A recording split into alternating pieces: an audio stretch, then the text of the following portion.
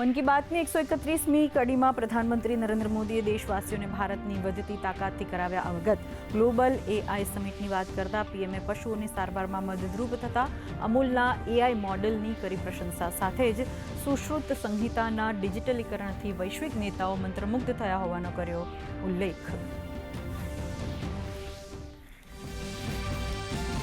પ્રધાનમંત્રી મોદીએ દેશમાં વધતા ડિજિટલ એરેસ્ટ અને ફાઇનાન્શિયલ ફ્રોડ સામે સતર્ક રહેવાની આપી સલાહ. કહ્યું કે બેંક કેવાયસી અને કેવાયસી અધિકૃત બેંક શાખા કે એપ દ્વારા કરવા અને ઓટીપી કે આધાર નંબર કોઈ સાથે શેર ન કરી આત્મનિર્ભર ભારતના મજબૂત નાગરિક બનવા કરી અપીલ. પ્રધાનમંત્રી નરેન્દ્ર મોદી આવતીકાલથી યોજાનારા રાજાજી ઉત્સવનો ઉલ્લેખ કરી આ અંતર્ગત વિશેષ પ્રદર્શનની મુલાકાત લેવા કર્યો અનુરોધ. સાથે જ પીએમએ બાળકોને પરીક્ષાનું ટેન્શન છોડી આત્મવિશ્વાસ સાથે પેપર લખવા કર્યો પ્રોત્સાહન આપ્યું.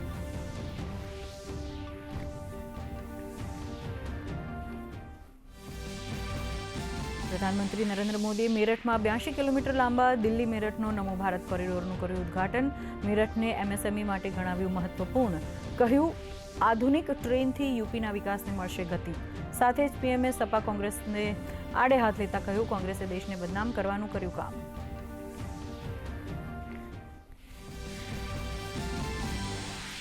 ભાજપ રાષ્ટ્રીય અધ્યક્ષ નીતિન નબીને અમદાવાદમાં બૂથ કાર્યકરો સાથે નિહાળી મન કી બાત. પ્રદેશ ભાજપ અધ્યક્ષ જગદીશ વિશ્વકર્મા, સંગઠન મહામંત્રી રત્નાકર સહિત મોટી સંખ્યામાં કાર્યકરો રહ્યા હાજર. તો કેન્દ્રીય મંત્રી સી.આર. પાટીલ અને મુખ્યમંત્રી ભૂપેન્દ્ર પટેલે પણ સુરત ખાતે નિહાળી મન કી બાત. સુરતમાં જ્ઞાન અને સ્વાદનો સંગમ. મુખ્યમંત્રી ભૂપેન્દ્ર પટેલ અને કેન્દ્રીય જળશક્તિ મંત્રી સી.આર. પાટીલે પુસ્તક મેળાનું કર્યું ઉદ્ઘાટન. સાથે જ ફૂડ ફેસ્ટિવલ 2026ને પણ મૂક્યો ખુલ્લો.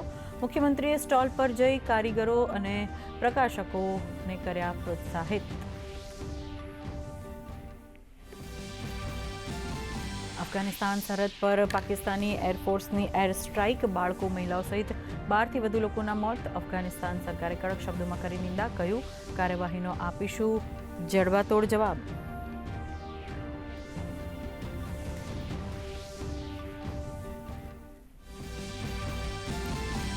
T20 વર્લ્ડ કપમાં આજે સુપર 8 મુકાબલામાં 2 મેચ.